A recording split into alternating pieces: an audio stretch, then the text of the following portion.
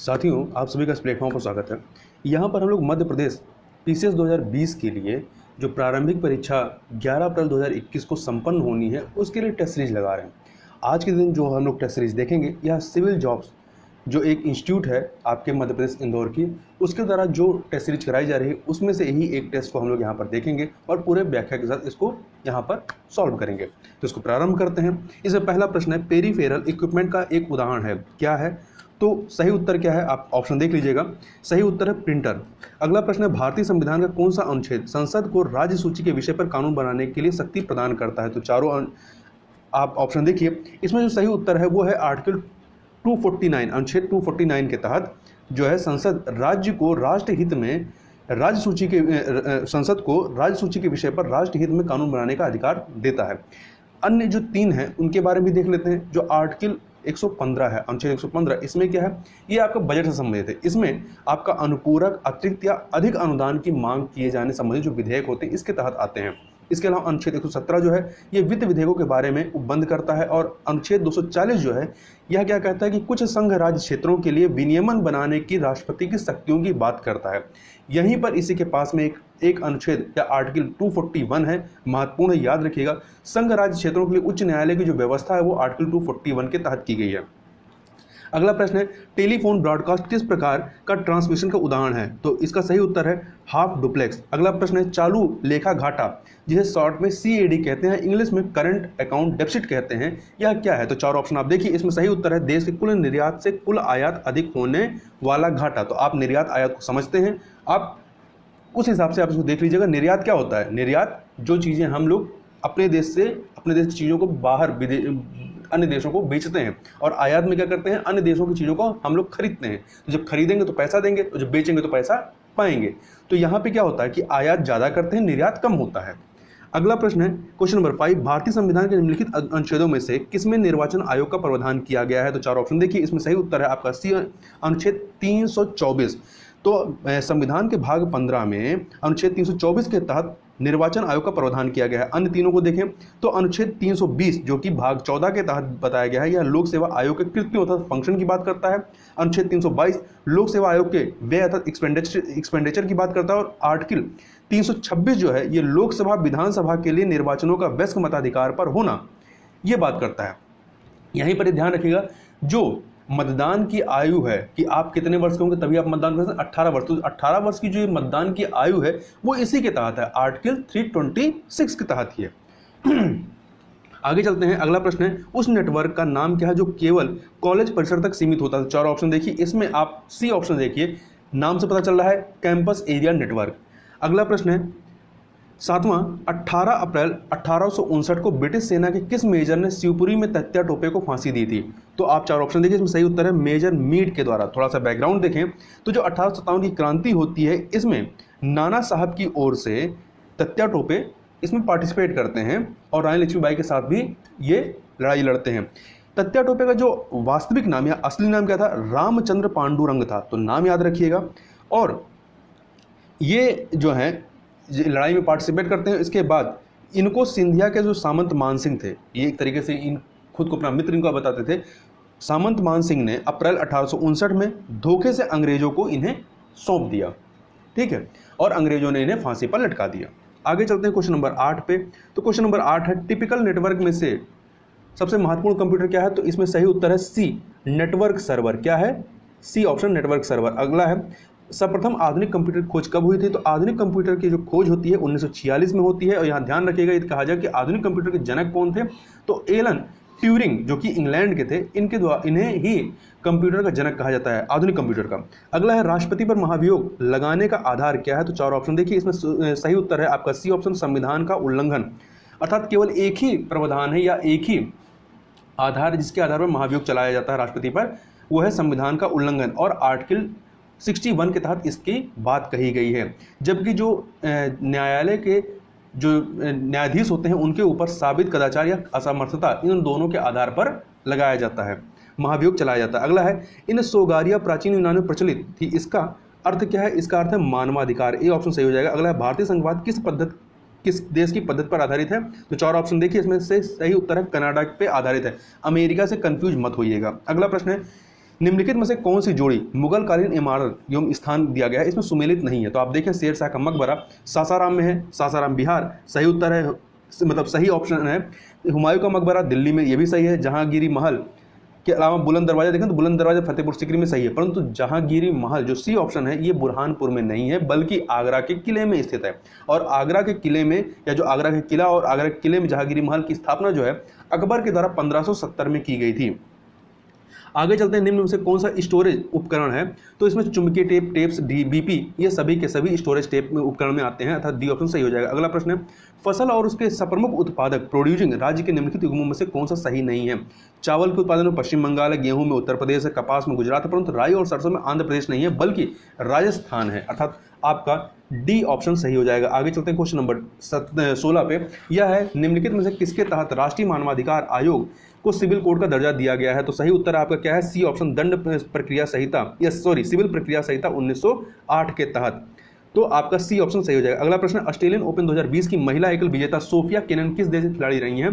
तो ये अमेरिका की खिलाड़ी थी। कहाँ की? संयुक्त राज्य अमेरिका की खिलाड़ी थी। अब यहाँ पे थोड़ा सा ध्यान रखिएगा, क्योंकि ऑस्ट्रेलियन ओपन 2020 की बात है और अभी हाल ही में ऑस्ट्रेलियन ओपन 2021 संपन्न हो चुका है, तो ऑस्ट्रेलियन ओपन 2021 के बारे में भी बात कर लेते हैं हम लोग। तो इसके तहत पुरुष वर्ग में देखें तो पुरुष एकल वर्ग का जो खिताब है वो नोवाक जोकोविच ने जीता है, जो कि सर्बिया देश के रहने वाले हैं, सर्बिया के खिलाड़ी हैं। और नोवाक जोकोविच का ये जो ऑस्ट्रेलियन ओपन है लगातार तीसरा और कुल 9वीं बार इन्होंने ऑस्ट्रेलियन ओपन जीता है और अभी तक कुल ये 18 ग्रैंड स्लैम जीत चुके हैं। और ग्रैंड स्लैम जीतने के मामले में जो रोजर फेडरर हैं उनके पास 20 ग्रैंड स्लैम है और राफेल नडाल के पास भी 20 हैं। तीसरे नंबर पे इनका नाम आता है, रोजर फेडरर राफेल नडाल के बाद। ये तो था पुरुष वर्ग की बात। अब महिला एकल वर्ग में किसने जीता है? तो महिला एकल वर्ग में जापान की नाओमी ओसाका ने जीता है और उन्होंने किसको हराया? अमेरिका की जेनिफर ब्राडी को हराया है और नाओमी ओसाका का यह चौथा ग्रैंड स्लैम था। आगे चलते हैं, निम्नलिखित में से किस अधिनियम द्वारा ब्रिटिश ईस्ट इंडिया कंपनी का भारत में व्यापारिक एकाधिकार समाप्त किया गया? तो 4 ऑप्शन देखिए इसमें। तो सही उत्तर है 1813 का चार्टर एक्ट। इसके तहत इनका व्यापारिक एकाधिकार खत्म किया गया, परंतु चाय और चीनी पर इनका जो एकाधिकार था वो बरकरार था। इस चाय और चीनी पर जो इनका एकाधिकार, इसको भी कब समाप्त किया गया? तो 1833 के चार्टर एक्ट में समाप्त किया गया। वहीं 1853 का जो चार्टर एक्ट, इसमें क्या विशेष था? तो यह सर्वप्रथम इसमें एक विधान परिषद की व्यवस्था की गई, इसका कॉन्सेप्ट लाया गया। इसमें अधिकतम 12 सदस्य थे। और जो 1793 का चार्टर एक्ट था, इसमें जो कंपनी का एकाधिकार था उसे 20 वर्षों के लिए बढ़ा दिया गया था। अगला है, इनमें से कौन सा एक आउटपुट डिवाइस नहीं है? अर्थात इनपुट डिवाइस है, तो कीबोर्ड जो होता है ये इनपुट डिवाइस। अगला प्रश्न, प्राचीन दक्कन ट्रैप की चट्टानों में निम्न से कौन सा पठार निर्मित है? तो आपका सही उत्तर हो जाएगा कौन सा है? मालवा का पठार, सी ऑप्शन सही हो जाएगा। अगला है, निम्नलिखित में से कौन सी नदी घाटी गोंडवाना युगीन कोयला की भंडारण की दृष्टि से सर्वाधिक महत्वपूर्ण नदी है? तो सी ऑप्शन दामोदर नदी घाटी। अगला प्रश्न है, भारतीय संघीय ढांचे में आपदा प्रबंधन की जिम्मेदारी मुख्यतः किसकी होती है? तो आप इसका 4 ऑप्शन देखिए, इसमें राज्य सरकार की आपदा प्रबंधन की जिम्मेदारी मुख्यतः इसकी होती है। अगला प्रश्न है, कीबोर्ड फंक्शन की संख्या कितनी होती है? तो ऑप्शन नंबर सी 12 होती है। अगला प्रश्न है, मानवाधिकार संरक्षण अधिनियम 1993 के तहत राज्य मानवाधिकार आयोग कौन से विषयों के मानवाधिकारों के उल्लंघन की जांच करता? तो याद रखिएगा, क्योंकि राज्य मानवाधिकार आयोग है तो ये जो वहाँ का राज्य विधान मंडल जिन चीज़ों पर उसका अधिकार होगा उन्हीं क्षेत्रों पर इनका भी अधिकार होगा। तो राज्य विधानमंडल किन किन चीज़ों पर कानून बना सकती है? राज्य सूची के विषयों पर और समवर्ती सूची के विषयों पर। तो इनका भी जो एकाधिकार, इनका भी जो कह सकते हैं अधिकार होगा या किन विषयों के उल्लंघन पे होगा, तो वो राज्य सूची और समवर्ती सूची, अर्थात आपका 2 और 3। तो ऑप्शन नंबर सी सही हो जाएगा। आगे चलते हैं क्वेश्चन नंबर 25 पे। 25 है, भारतीय खाद्य प्रसंस्करण प्रौद्योगिकी संस्थान IIFPT का मुख्यालय कहाँ स्थित है? तो इसका मुख्यालय है आपका, सही उत्तर है ए, तंजावुर हरियाणा, तंजावुर तमिलनाडु के तंजावुर में। यहाँ पे आपसे कहना चाहूँगा कि आप नेट पे IIFPT का पूरा नाम क्या है इंग्लिश में, इसको आप ढूंढिए और अगर हो सके तो कमेंट बॉक्स में आप इसका पूरा नाम बताइए। आगे चलते हैं, किस वाद के फैसले में सर्वोच्च न्यायालय ने सर्वप्रथम घोषित किया कि उद्देश्य का संविधान का हिस्सा नहीं है? तो 4 ऑप्शन देखिए, इसमें जो बेरुवारी यूनियन केस 1960 का था, इसमें ही सर्वोच्च न्यायालय ने सर्वप्रथम कहा कि उद्देश्य का संविधान का हिस्सा नहीं है, जबकि आपका केशवानंद भारती केस में कहा है कि भाग है। आगे चलते हैं, किस भारतीय ने हाल ही में चिकित्सा शिक्षा के लिए IG नोबेल प्राइज 2020 जीता है? तो चारों ऑप्शन देखिए, इसमें सही उत्तर कौन है? नरेंद्र मोदी ने जीता है। इन्हें दिया क्यों गया है? तो इन्हें जो है चिकित्सा शिक्षा के लिए, कैसे? क्योंकि कोविड-19 महामारी चल रही है, तो ये कहा गया, जो संस्था इसको देती है उनके द्वारा कहा गया कि जैसे चिकित्सक क्या है वो कोविड-19 मरीजों को बचाने का कार्य कर रहे हैं, उसी प्रकार से नरेंद्र मोदी या जो अन्य पॉलिटिशियन हैं इन्होंने भी अपने प्रभाव का इस्तेमाल करके लोगों को बचाने का कार्य किया है। इस वजह से इन्हें यह आईजी नोबेल प्राइज 2020 दिया गया है। और यहाँ ध्यान रखिएगा, ये एकमात्र ऐसे पॉलिटिशियन या नेता नहीं है जिनको 2020 का ये आईजी नोबेल प्राइज दिया गया। इनको संयुक्त रूप से कई देशों के राष्ट्राध्यक्षों, जैसे कि आपके ब्राज़ील के राष्ट्राध्यक्ष हैं, ये आपके इंग्लैंड के हैं, इन समूहों के साथ मिल करके इनको दिया गया है। और यहाँ पे ध्यान रखिएगा कि ये भारत के एकमात्र ऐसे प्रधानमंत्री नहीं है जिन्हें यह आईजी नोबेल प्राइज पुरस्कार दिया गया है। इससे पहले 1998 में तत्कालीन प्रधानमंत्री अटल बिहारी वाजपेयी को पाकिस्तान के प्रधानमंत्री नवाज शरीफ के साथ संयुक्त रूप से यह आईजी नोबेल प्राइज दिया गया था, उस समय का 1998 का। किस लिए? तो शांति की वकालत करने के लिए दिया गया था। और उसी 1998 में ही भारत ने पोखरण परीक्षण भी किया था, परमाणु परीक्षण किया था। और ध्यान रखिएगा, आईजी नोबेल प्राइज 2020 के संबंध में इस बार के लिए एक महत्वपूर्ण फैक्ट और कि भारत और पाकिस्तान की सरकारों ने संयुक्त रूप से आईजी नोबेल पुरस्कार 2020 जीता है। प्रधानमंत्री को अलग मिला है, ये अलग है। आगे चलते हैं, आपके कंप्यूटर में निम्नलिखित में कौन सा मेमोरी दर्शाता है? तो आप चार ऑप्शन देखिए, इसमें जो रैम होता है ये मेमोरी को दर्शाता है, रैंडम एक्सेस मेमोरी। अगला है एल्कलाइड फैक्ट्री कहाँ स्थित है? तो एल्कलाइड फैक्ट्री आपका मध्य प्रदेश के नीमच में स्थित है। अगला प्रश्न, निम्नलिखित में से कौन सा भारतीय संविधान का उपबंध पर्यावरण संरक्षण से किसी प्रकार से संबद्ध नहीं है? तो आप चार ऑप्शन देखिए, इसमें जो अनुसूची 9 है ये किसी प्रकार से भी संबद्ध नहीं है। 48A में आप देखेंगे, इसमें भी आपका प्रावधान किया गया है। 51A जो कि आपका मूल कर्तव्य है, इसमें बताया गया है। और 48A जो है आपका ये नीति निर्देशक तत्वों के तहत आता है। तो 48A या 48 का में क्या कहा गया? पर्यावरण का संरक्षण तथा संवर्धन और वन तथा वन्य जीवों की रक्षा, ये बात कही गई है। अनुसूची 7 में इसमें राज्य सूची, संघ सूची और समवर्ती सूची की बात की है, तो इसके तहत भी वनों के और वन संरक्षण, मतलब इनके संरक्षण की बात आती है इन सूचियों के तहत, परंतु 9 में बिल्कुल नहीं आती है। आगे चलते हैं, अगला प्रश्न है, मध्य प्रदेश किस जिले में अशोक के शिलालेख मिले हैं? तो अशोक के शिलालेख जो है दतिया जिले में मिले हैं। कहाँ पे? C option. अगला है, वर्तमान राष्ट्रीय तकनीकी अनुसंधान संगठन NTRO के अध्यक्ष कौन है? अनिल धस्माना जी हैं। अगला है, जब बिजली चली जाती है तो मेमोरी के कंटेंट गुम या नष्ट नहीं होंगे, किसमें? तो रोम, ईपरोम और ईईप्रोम, इन सभी में नष्ट नहीं होंगे, अर्थात डी ऑप्शन सही हो जाएगा। अगला प्रश्न है, सी विजिल ऐप किसके द्वारा लॉन्च किया गया है? तो सही उत्तर आपका है बी, निर्वाचन आयोग के द्वारा। और यहाँ ध्यान रखिएगा, इसके तहत आप ये जो सिविजिल ऐप लाया गया है, इसके तहत चुनाव की शुचिता बरकरार रखने के लिए इसको लाया गया है और लोगों को जागरूक करने के लिए। और चुनाव के समय में यदि कोई गड़बड़ी होती है उसके माध्यम से आप इस ऐप के माध्यम से चुनाव आयोग तक अपनी शिकायत पहुंचा सकते हैं। यदि कहीं पे आपको कोई वीडियो ऐसा दिखाए, मतलब कोई चीज़ ऐसा होता है जो गलत है, आप उसको रिकॉर्ड करके भी इससे भेज सकते हैं। अगला प्रश्न है, भारत एक गणतंत्र है जिसमें अंतर्निहित है। तो चारों ऑप्शन देखिए, तो इसका जो सही उत्तर है, राज्य का अध्यक्ष निर्वाचित होता है, इसलिए भारत एक गणतंत्र है। आगे चलते हैं, अगला प्रश्न, किस वर्ष को भारत के जननांकी अर्थात डेमोग्राफी का विभाजक कहा जाता है? तो सही उत्तर है 1921 को। ठीक है, 1921 में। इसमें एक बार ही काफी तेजी से जनसंख्या घटी थी। अगला है, कंप्यूटर इंफॉर्मेशन किस रूप में स्टोर की जाती है? तो सही उत्तर डिजिटल डेटा के रूप में स्टोर की जाती है। अगला है, बेसिक भाषा का प्रयोग निम्न से किस कार्य के लिए किया जाता है? तो सही उत्तर क्या है? डी ऑप्शन, प्रारंभ में सरल भाषा को सिखाने हेतु। अगला प्रश्न है, पृथ्वी विज्ञान मंत्रालय के डीप ओपन मिशन का संबंध किससे है? तो चारों ऑप्शन देखिए, इसमें सही उत्तर है सी, समुद्र में विद्यमान संसाधनों की खोज के लिए। अगला प्रश्न है, BDU एवं कीबोर्ड के बीच संपर्क स्थापित करता है, कौन करता है? तो CPU करता है। कौन करता है? CPU। अगला है, बियॉन्ड द लाइन्स निम्नलिखित में किसकी आत्मकथा है? तो सही उत्तर क्या है? कुलदीप नैयर की है। अगला है, शिक्षा जो आरंभ में एक राज्य का विषय थी, किस संशोधन के द्वारा समवर्ती सूची में हस्तांतरित की गई है? तो जो 42वां संविधान संशोधन 1976 में आता है, इसके माध्यम से संविधान में कई सारे परिवर्तन किए गए और इसीलिए 42वां संविधान संशोधन को लघु संविधान की संज्ञा भी दी जाती है। और इसके तहत ही कई सारे प्रावधानों के अतिरिक्त वन संपदा, शिक्षा, जनसंख्या नियंत्रण इत्यादि विषयों को जो है राज्य सूची, मतलब अन्य सूचियों से समवर्ती सूची में हस्तांतरित कर दिया गया था, जिसमें से जो आपकी शिक्षा है ये पहले राज्य सूची का विषय हुआ करती थी। आगे चलते हैं अगले प्रश्न की तरफ। क्वेश्चन नंबर 43, देश में मध्य प्रदेश राज्य का मैंगनीज उत्पादन में कौन सा स्थान है? तो मैंगनीज उत्पादन मध्य प्रदेश का तीसरा स्थान है। तो प्रश्न उठता है, स्वाभाविक सा प्रश्न है कि पहले नंबर पे कौन है। तो पहले नंबर पे कौन है? उड़ीसा है।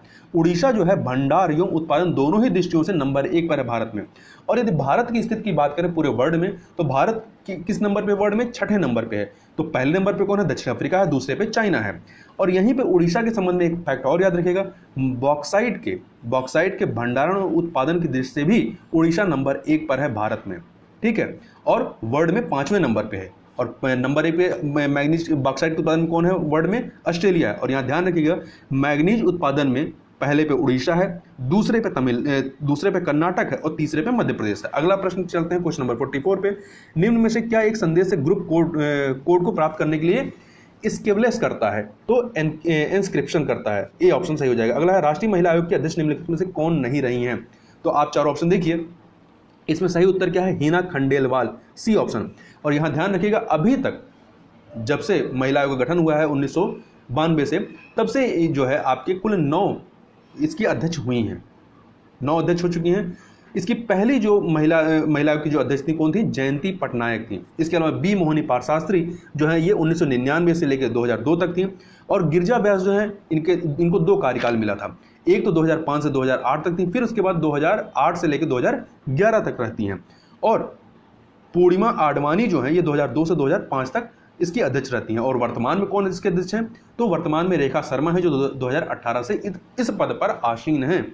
अगला है, यूनिक्स ऑपरेटिंग सिस्टम की मुख्य भाषा क्या है? तो इसकी मुख्य भाषा सी लैंग्वेज है। अगला है, युवा सेवा मेडल पाने वाली भारत की पहली महिला कौन बनी है? तो मिंटी अग्रवाल बनी है। अगला है, वुड इज गुड का संबंध किस क्षेत्र से है? तो इसका संबंध पर्यावरण से है। अगला प्रश्न, जम्मू कश्मीर का सदर सियासत पदनाम कब बदलकर राज्यपाल कर दिया गया? तो 1965 में किया गया। अगला प्रश्न देखें, तो 50 नंबर का, निम्नलिखित में से कौन सा एक राज्य के नीति निर्देशक तत्वों का उद्देश्य नहीं है? तो आप चारों ऑप्शन देखिए, इसमें इसका उद्देश्य में एक कल्याणकारी राज्य की स्थापना शामिल है, सामाजिक आर्थिक कल्याण सुनिश्चित करना यह भी शामिल है, अंतर्राष्ट्रीय शांति और सुरक्षा की अभिवृद्धि करना यह भी शामिल है, परंतु एक धार्मिक राज्य की स्थापना करना शामिल बिल्कुल नहीं है। तो इसका डी ऑप्शन सही हो जाएगा, मतलब इस प्रश्न का जो डी उत्तर है ये सही है। आगे है, प्रधानमंत्री पद के किसी एक कार्यकाल के लिए सबसे कम समय के लिए कौन आसीन रहा है? तो इसका सही उत्तर है अटल बिहारी वाजपेयी। 13 दिनों के लिए इनका पहला कार्यकाल था। आगे चलते हैं, हलाली या अशोक नहर किस जिले में स्थित है? तो हलाली या अशोक नहर आप देखें ये विदिशा जिले में स्थित है। अगला प्रश्न है, ईरानी शासक नादिर शाह और मोहम्मद शाह रंगीला के मध्य प्रसिद्ध करनाल या हरियाणा में स्थित है का युद्ध कब होता है? तो ये 24 फरवरी 1739 में होता है। कब होता है? 24 फरवरी 1739। कई बार पूछा जाता है कि नादिर शाह जो है भारत पर कब आक्रमण करता है, सन पूछ लेता है, तो याद रखिएगा 1739 में। और इसमें मोहम्मद शाह रंगीला की बुरी तरीके से पराजय होती है। और ये जो नादिर शाह था चूंकि यह एक लुटेरा था और यहाँ से चीज़ों को लूट करके लेके चला जाता है। आगे चलते हैं, मध्य प्रदेश का प्रथम सेंटर फॉर पेरिसेबल कार्गो कहाँ स्थित है? तो ये आपका इंदौर में स्थित है। अगला प्रश्न, भारत की पहली राष्ट्रीय स्वास्थ्य नीति नेशनल हेल्थ पॉलिसी का निर्माण कब हुआ था? तो इसका निर्माण 1983 में हुआ था। अगला है, केवोलिन का प्रयोग किस चीज में होता है? तो इसका प्रयोग बर्तन बनाने में किया जाता है। अगला प्रश्न, वर्ष 2020 का शांति का नोबेल पुरस्कार हेतु किसे चयनित किया गया? तो वर्ल्ड फूड प्रोग्राम को 2020 का है ये। आगे चलते हैं, कंप्यूटर नेटवर्क में मैन का पूर्ण रूप क्या है? तो मैन का पूर्ण रूप है metropolitan area network, B option सही हो जाएगा। अगला प्रश्न है, भारतीय संविधान का कौन सा भाग अंतर्राष्ट्रीय शांति और सुरक्षा के प्रति राज्य के उत्तरदायित्व का उल्लेख करता है? तो इसको आप देखिए, यह जो है राज्य की नीति निर्देशक सिद्धांत करता है। आप राज्य के नीति निर्देशक सिद्धांत में आर्टिकल 51 देखें, अनुच्छेद 51, इसके तहत ही अंतर्राष्ट्रीय शांति और सुरक्षा के प्रति राज्य के उत्तरदायित्व का उल्लेख किया गया है। और वहीं पर इसी के नज़दीक में एक और आर्टिकल है, आर्टिकल 50, आर्टिकल अनुच्छेद 50। इसमें क्या कहा गया? महत्वपूर्ण, कई बार पूछा गया, कार्यपालिका से न्यायपालिका का पृथक्करण इसी के तहत बताया गया, अनुच्छेद 50 के तहत। अगला प्रश्न है, आयुष्मान भारत योजना जिसे मोदी केयर के नाम से भी जानते हैं, संबंधित निम्नलिखित कथनों पर विचार विमर्श करके सही उत्तर बताना। 2 कथन दिए गए। इस योजना के अंतर्गत आने वाले प्रत्येक परिवार को 5 लाख रुपए कैश रहित स्वास्थ्य बीमा उपलब्ध कराया जा रहा है, बिल्कुल सही है। इस योजना से 10 करोड़ बीपीएल परिवार धारक परिवार लाभान्वित होंगे, ये भी पूरी तरीके से सही है, तथा सी ऑप्शन 1 और 2 सही हो जाता है। क्वेश्चन नंबर 61 पे चलते हैं। यह है, भारत के संविधान में 9वीं अनुसूची किस संशोधन के द्वारा जोड़ी गई थी? तो जो पहला संशोधन था 1951 का, उसके तहत इसको जोड़ा गया था। ये जोड़ा क्यों गया था? जोड़ा इसलिए गया था कि उस समय सरकार के द्वारा, केंद्र सरकार के द्वारा कई सारे, जैसे कि भूमियों का अधिग्रहण किया जा रहा था, क्योंकि उस समय जो संपत्ति का अधिकार जो था ये मौलिक अधिकार था, मूल अधिकारों के अंतर्गत था। तो जब किसी की संपत्ति का अधिग्रहण करती थी सरकार, तो वो कोर्ट चला जाता था। तो इन जो मामलों को चाहती थी सरकार कोर्ट में ना जाए या कोर्ट उस पर कोई फैसला ना दे, उसके लिए एक नई अनुसूची बनाया गया। मतलब जिन विधेयकों या जिन चीज़ों को कोर्ट्स के जुडिशल कह सकते हैं उसके न्यायाधिकरण से बचाना होता था, उसको इसके अंतर्गत शामिल कर दिया जाता था। अगला है राष्ट्रीय पिछड़ा वर्ग आयोग किस विभाग के अधीन कार्यरत है? तो चार ऑप्शन देखिए, केंद्रीय सामाजिक न्याय एवं अधिकारिता मंत्रालय के तहत। अगला प्रश्न, निम्न स्थानों में से बंदर कुदनी कहाँ स्थित है? तो आप देखिए चार ऑप्शन, इसमें भेड़ाघाट का जलप्रपात कहाँ पे है? जबलपुर में स्थित है, तो भेड़ाघाट में स्थित है। आप देखें जो नर्मदा नदी है, जो जबलपुर का जो भेड़ाघाट जलप्रपात है, किस नदी पर? नर्मदा नदी पे ही तो है। नर्मदा नदी जो है मध्य प्रदेश के अमरकंटक से निकलती है, और अमरकंटक से निकलते ये बहते हुए अरब सागर की जो खाड़ी है गुजरात के तट पे, भड़ोच यहाँ पर जाकर के अरब सागर में मिल जाती है। तो अमरकंटक से भड़ोच तक इसकी जो लंबाई है, प्राकृतिक लंबाई, वो 1390 किलोमीटर है। इस दौरान इस लंबाई में प्राकृतिक रूप से सबसे अधिक गहराई कहाँ पर है? बंदर कुदनी में है, जो कि आपका भेड़ाघाट में स्थित है। आगे चलते हैं, न्यायालय की अवमानना कंटेम्प्ट ऑफ कोर्ट भारतीय संविधान में किस रूप में उपबंधित किया गया है? तो ये जो है आपका अभिलेख न्यायालय, कोर्ट ऑफ रिकॉर्ड के रूप में अभिबंधित किया गया है। और यहाँ पे ध्यान रखिएगा, आर्टिकल 129 जो है, इसमें क्या कहा गया कि उच्चतम न्यायालय का अभिलेख न्यायालय होना, ये आपका आर्टिकल 129 के तहत बताया गया है। तो इन चीज़ों को भी याद रखिएगा। और उच्च न्यायालयों का अभिलेख न्यायालय होना किसमें बताया गया? आर्टिकल 215 में।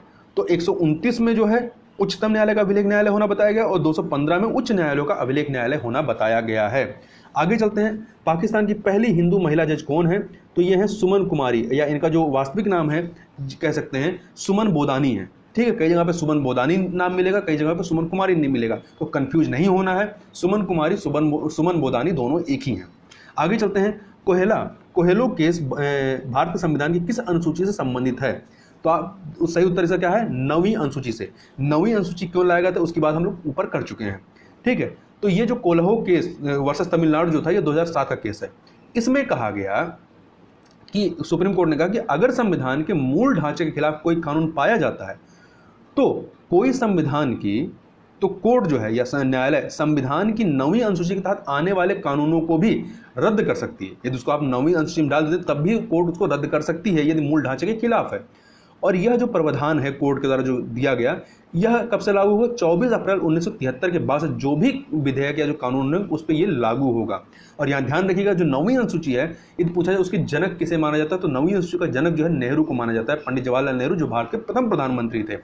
आगे चलते हैं, कोविड-19 से बचाव के लिए लोगों को मास्क पहनने के लिए जागरूक करने के उद्देश्य से मध्य प्रदेश सरकार द्वारा कौन सा कार्यक्रम संचालित किया गया? तो यह कार्यक्रम है डी ऑप्शन, एक मास्क अनेक जिंदगी योजना। अगला प्रश्न, गांधी सागर जल विद्युत केंद्र द्वारा उत्पादित विद्युत में मध्य प्रदेश का हिस्सा कितना मेगावाट है? तो सही उत्तर क्या है? B option 57.5 megawatt. अगला प्रश्न है, डायमंड रिंग की घटना किससे संबंधित है? तो याद रखिएगा, डायमंड रिंग की जो घटना है ये सूर्य ग्रहण से संबंधित है। ये पूर्ण सूर्य ग्रहण के दिन ये घटना देखने को मिलती है। सूर्य ग्रहण में क्या होता है कि पृथ्वी और सूर्य के बीच चंद्रमा आ जाता है। आगे चलते हैं, अगला प्रश्न है, किस संविधान संशोधन ने केंद्रीय मंत्रियों की संख्या को लोकसभा के कुल सदस्यों की संख्या के 15% पर सीमित कर दिया है? तो जो 91वां संविधान संशोधन अधिनियम था उसके माध्यम से यह प्रावधान किया गया है कि केंद्र में जो मंत्रियों की जो पूरी संख्या होगी या मंत्री परिषद होगी वो लोकसभा के 15% से अधिक नहीं हो सकती है। इसमें प्रधानमंत्री सहित है। ठीक है, ऐसा नहीं कि प्रधानमंत्री को एक्सक्यूट कर देंगे, प्रधानमंत्री सहित ये संख्या है। और राज्य में विधानसभा होंगी वहां पे भी यही प्रावधान है कि 15%। परंतु दिल्ली में इसका एक्सेप्शन है। दिल्ली में क्या है? 10% है। जो वहां की सीटें होंगी जितनी उनके विधानसभा में, उसका 10% ही लोग मंत्री बन सकते हैं। तो वहां पे 70 विधानसभा सीटें हैं, तो वहां पे केवल 7 मंत्री, मुख्यमंत्री समेत 7 मंत्री ही हो सकते हैं। आगे चलते हैं, अगला है, बावनथंडी परियोजना किन राज्यों की संयुक्त परियोजना है? तो ये बावनथंडी परियोजना जो है ये मध्य प्रदेश और महाराष्ट्र की संयुक्त परियोजना है। और बावनथंडी नदी है जो कि मध्य प्रदेश के सिवनी से निकलती है। अगला है, मध्य प्रदेश उच्च शिक्षा अनुदान आयोग की स्थापना कब की गई? इससे पहले 72 नंबर क्वेश्चन छूटा जा रहा था, इसको पहले देख लेते हैं। द्विपक्षीय समुद्री अभ्यास सिलिनेक्स 20 किन 2 देशों के मध्य हुआ? तो यह जो है आप थोड़ा सा इस पर ध्यान दीजिएगा, इसको नाम से मतलब अगर यदि आपको नहीं याद आता है तो SL क्या है, श्रीलंका को रिप्रेजेंट कर रहा है, और IN जो है इंडिया को रिप्रेजेंट कर रहा है। श्रीलंका इंडिया एक्सरसाइज है ये, तो आपका भारत और श्रीलंका के मध्य में। अगला है मध्य प्रदेश उच्च शिक्षा अनुदान आयोग की स्थापना कब की गई, तो इसकी स्थापना 1973 में होती है। अगला है ग्रेशम का नियम निम्न में से किससे संबंधित है, तो इसका सही उत्तर है मुद्रा के प्रचलन। इनके द्वारा कहा गया कि बुरी मुद्रा अच्छी मुद्रा को प्रचलन से बाहर कर देती है। कैसे, इसका एक उदाहरण देता हूं मैं आपको। मान लीजिए आपके पास दो नोट है, 10 की दो नोटें हैं, एक अच्छी बहुत अच्छी एकदम टाइट है, कड़कड़ी है, और दूसरी वाली जो है थोड़ी सी मुड़ी हुई है, पुरानी टाइप की है। आप मार्केट में जाते हैं, आप कोई सामान 10 रुपये का खरीदते हैं, आप दुकानदार को कौन सा नोट देंगे? आप दुकानदार को जो पुरानी फटी नोट है या पुरानी वाली नोट है उसको देंगे, जबकि जो कड़ी नोट है, जो नई नोट है, उसको अपने पर्स में रखे रहेंगे। तो यही इनका नियम था कि जो बुरी मुद्रा होगी वो प्रचलन में रहती है, जबकि जो सही अच्छी मुद्रा होगी वो आप उसको स्टोर करके रखते हैं, तो वो प्रचलन से बाहर होती है। तो मतलब बुरी मुद्रा अच्छी मुद्रा को प्रचलन से बाहर कर देती है।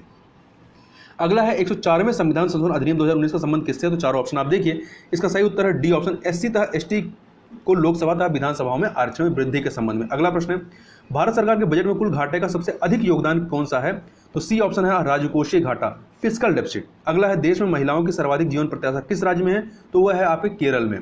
अगला है वर्तमान में भारतीय रिजर्व बैंक का डिप्टी गवर्नर कौन नहीं है, तो आप देखिए इसमें सही उत्तर है NS विश्वनाथन। चूंकि कुछ समय पहले M राजेश्वर राव ने NS विश्वनाथन की जगह ली थी, मतलब पहले NS विश्वनाथन डिप्टी गवर्नर थे परंतु अब नहीं है। और यहाँ ध्यान रखिएगा जो भारतीय रिजर्व बैंक है इसमें एक गवर्नर होता है और 4 डिप्टी गवर्नर होते हैं।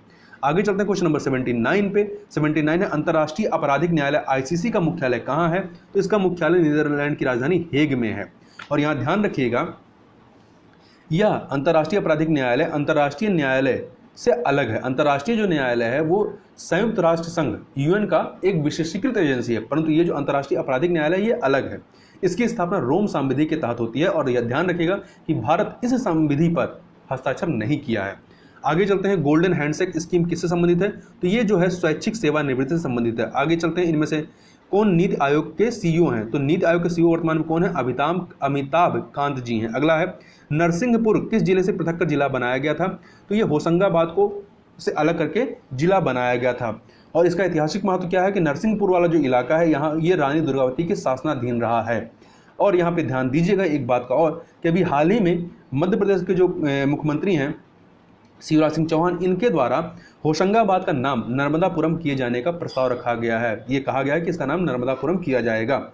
और यहाँ पे मध्य प्रदेश में कुल कितने जिले हैं, तो 52 जिले हैं अभी, और एक जिला प्रस्तावित है, 53वां जिला जो है प्रस्तावित है। कौन सा जिला है, बागली जो है वो 53वें जिले के रूप में प्रस्तावित है। अगला है मध्य प्रदेश का प्रथम गरीब बैंक कहाँ खोला गया है, तो इसका ये जो है नीमच में खोला गया। अगला है हाल ही में 36वां आसियान शिखर सम्मेलन कहाँ आयोजित किया गया, तो ये आपके वियतनाम की राजधानी हनोई में आयोजित किया गया, 36वां, याद रखिएगा।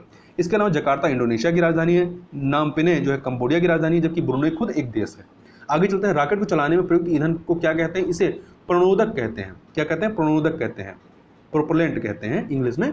बौने पौधे को किसके अनुप्रयोग से लंबा किया जा सकता है, तो जिबरेलिन्स नामक हार्मोन के प्रयोग से इसे लंबा किया जा सकता है। अगला है यहाँ पे सूची 2 दी है, इसे आप सुमेलित करना है, तो आप इसको सुमेलित करिए। राष्ट्रीय उपभोक्ता दिवस जो है 24 सितंबर को, अर्थात 1 का 4 हो गया।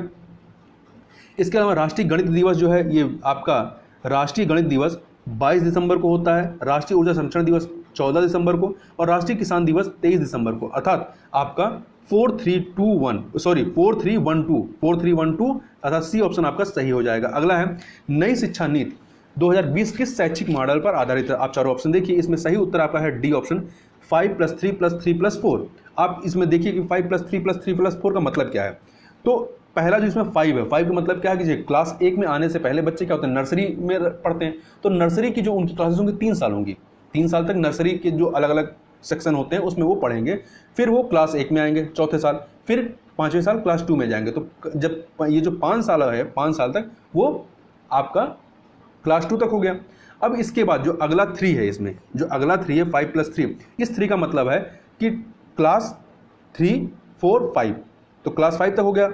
फिर जो अगला जो सेकंड नंबर का जो 3 है ये वाला, ये इस 3 का मतलब क्या है कि 5 तक हो गया, 5 के बाद 6, 7, 8 तक हो गया, तो 8 तक आप यहाँ हो गए। अब इसके बाद जो लास्ट का 4 है, 4 का मतलब क्या है, क्लास 9, 10, 11, 12, ठीक है। तो तो ये पूरा आपका कक्षा 12 तक की पढ़ाई हो गई। आगे चलते हैं। देश का कला भवन मध्य प्रदेश में के किस जिले में स्थित है? तो ये जो आपका कहाँ पे स्थित है?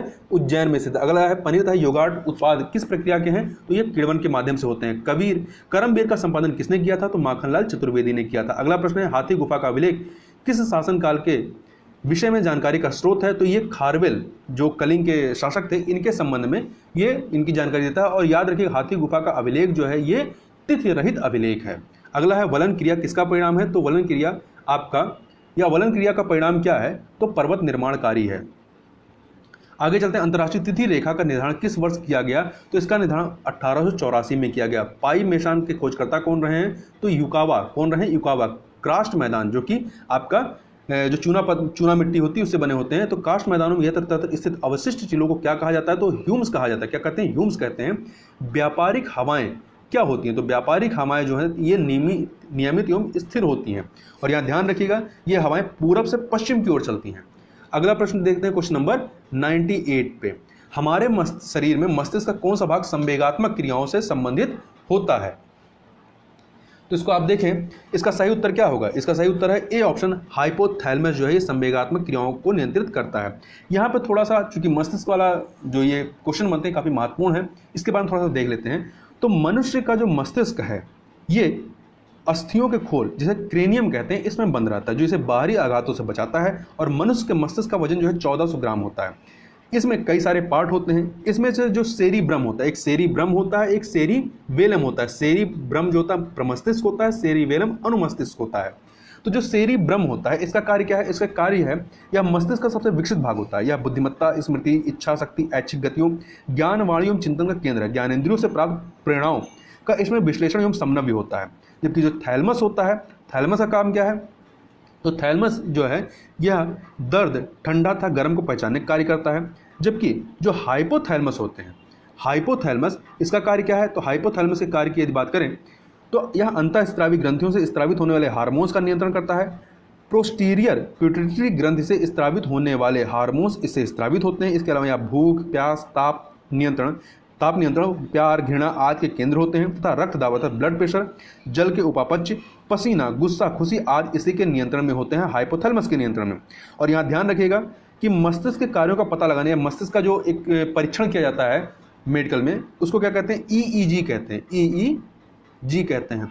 तो आप चाहें तो इसका फुल फॉर्म क्या होता है आप इंटरनेट से देख करके आप कमेंट बॉक्स में उसको बता सकते हैं। अगला है इसी में सेरिबेलम के, जो सेरिबेलम जो होता है आपका या सेरिबेलम अनुमस्तिष्क, इसके कार्य क्या होते हैं? तो यह शरीर का संतुलन बनाए रखता है एवं ऐच्छिक पेशियों के संकुचन पर नियंत्रण करता है। यह आंतरिक कान के संतुलन भाग से संवेदनाएं ग्रहण करता है। अगला है मेडुला ऑब्लिगेटा, इसी में एक आता है। यह मस्तिष्क का सबसे पीछे का भाग होता है। इसका मुख्य कार्य उपापचय, रक्तदाब, आहार नाल के क्रमाकुंचन, ग्रंथि स्त्राव तथा हृदय की धड़कनों का नियंत्रण करना होता है। आगे चलते हैं। अगला है 99 नंबर। लैंगरहैंस की दीपिकाएं जो इंसुलिन का स्त्राव करती हैं कहाँ स्थित होती हैं? तो ये आप देखें ये आपके अग्नाशय या पेंक्रियास में स्थित होती हैं। और जो लैंगरहैंस की दीपिकाओं की अल्फा बीटा गामा 3 कोशिकाएं होती हैं, तो इसमें जो बीटा कोशिकाएं होती हैं इनसे ही इंसुलिन का स्त्राव होता है। और यदि इंसुलिन का स्त्राव कम होता है तो व्यक्ति जो है मधुमेह या डायबिटीज से ग्रसित हो जाता है। यदि अधिक इसका स्त्राव होता है तो हाइपोग्लाइसीमिया नामक बीमारी से ग्रसित हो जाता है, जिसमें जनन क्षमता तथा दृष्टि ज्ञान कम हो जाती है। आगे चलते हैं। काली मौत, ब्लैक डेथ किसे कहते हैं? तो जो प्लेग होता है इसे ही काली मौत या ब्लैक डेथ कहते हैं। तो जो प्लेग होता है ये जीवाणु या बैक्टीरिया से होने वाला रोग है। कौन से बैक्टीरिया से? तो इस बैक्टीरिया का नाम है पास्चुरेला पेस्टिस नामक जीवाणु से। और इससे प्रभावित होने वाला अंग जो है फेफड़ा है, कारो जो दोनों पैरों के बीच में होता है। इसके अलावा जो मलेरिया होता है ये परजीवी से होने वाला, इस परजीवी का नाम क्या है? प्लाज्मोडियम नामक परजीवी से यह रोग होता है, मलेरिया, मच्छर काटने से। जबकि जो एड्स है ये HIV नामक विषाणु या वायरस से यह रोग होता है। तो इस प्रकार से हमने यहाँ पे पूरे 100 क्वेश्चन कंप्लीट कर लिए। तो इस वीडियो में बस इतना ही। मिलते हैं नेक्स्ट वीडियो में, तब तक के बहुत बहुत धन्यवाद।